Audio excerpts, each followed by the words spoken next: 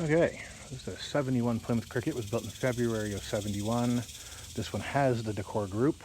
So you've got the bumper overriders here. You've got the factory pinstriping, goes up there.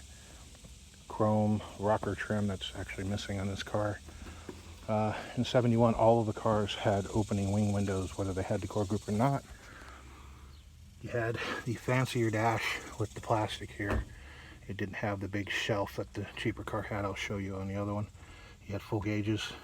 Door pockets. There's supposed to be chrome around those cranks.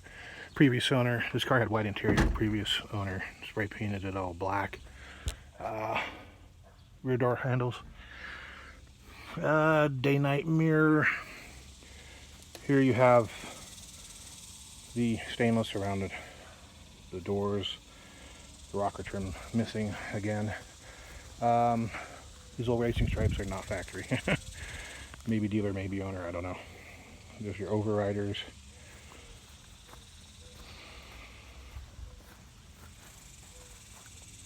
There's your chrome trim down there. These are actually Pinto wheels, so they don't mean anything. I'd love to lie to you and tell you that right now is going to be the first start since 1991. This car has been in storage since 1991. But I just took it for a drive. I had it started up and then it wouldn't stay running and then it wouldn't want to start. It turned out to be the diaphragm and the carburetor, which is strange because I've been saying that I've never had one of these with a bad diaphragm. And lo and behold, here we go. This one did. Starter was also dragging really bad, but I had a starter, I had a spare carburetor, I was able to fix those two things. I'll start it up for you here in a little bit. This is car number 3, a 72 non-decor group Cricket. So here we go. We have no stainless around the windows. In 72, the non-decor group cars did not have opening wing windows. No stainless down here, no pinstriping.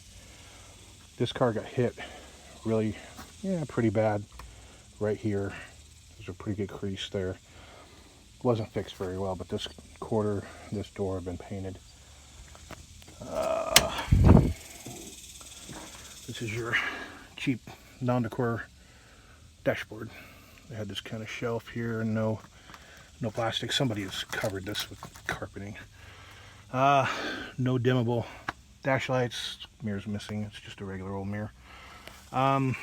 This was an automatic car. No center console, cheaper interior, no handle, no buckets, bad floors, just like the other one. The other one's a lot worse though. The rockers are gone in it as well. This door's closed nice. 72 had different latches as well. This is the first 72 I've owned. You had no overriders, front or rear. This one's actually in a lot better shape. It doesn't really seem to have any rust on the outside of the body. A little bit of damage, little spots. Really bad bias tires.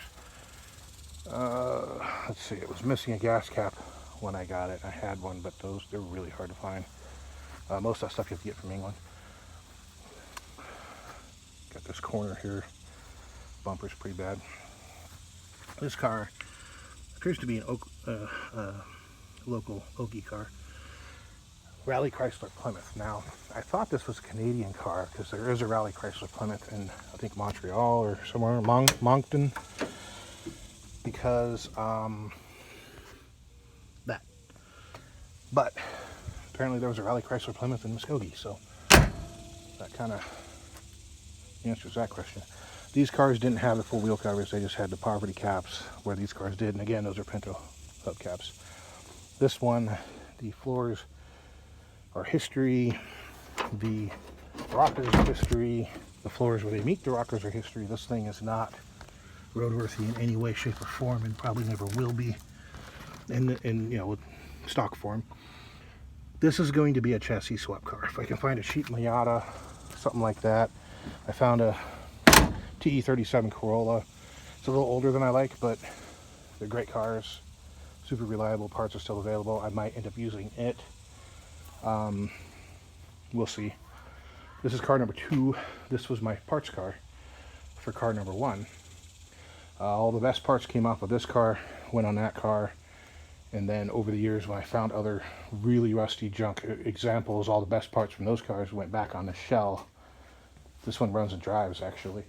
Of course, so does car number 4. Car number 3 is missing a carburetor and a fuel pump. And the engine's really hard to turn over by hand, so I'm thinking it's half stuck or blown up.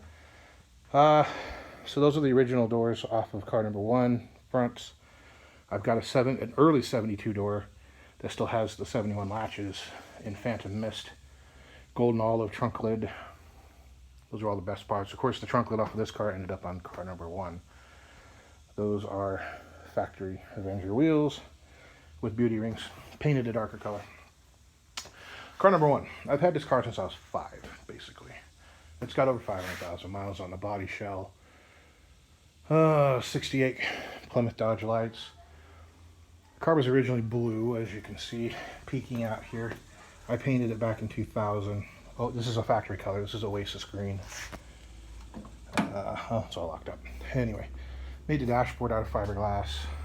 Added gauge pods to it. Added cruise control. Added air conditioning. It's got, I think, the Chevy Blazer leather seats in it.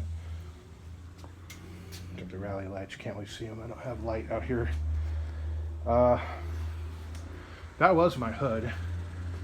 I did not have a hood latch. I had the hood scoop, and I decided that, especially living in Washington State, it was too wet for that. So I put this is actually a pretty bad, junky hood on it. Looks like kids have been jumping up and down on it. I just rattle canned it, tried to make the paint match as well as I could. It looks alright. Worst mistake I ever made with this car, putting that sunroof in. This car is full of cracks. The body has cracks, the chassis has cracks. Hard mileage, a lot of racing, stuff like that, and that's what kind of did it in. It's going to end up getting either sacrificed to the other 3, or it's going to be made into something. It's going to get a chassis swap or something like that. I'm going to do the Tangerine car. That car's Tangerine. These 2 cars are Oasis Gold, and this is, or Aztec Gold, and this is Oasis Green. Was originally electric blue. It'll go back to electric blue someday. Yeah, let me go find the keys and we'll go fire off the Tangerine car.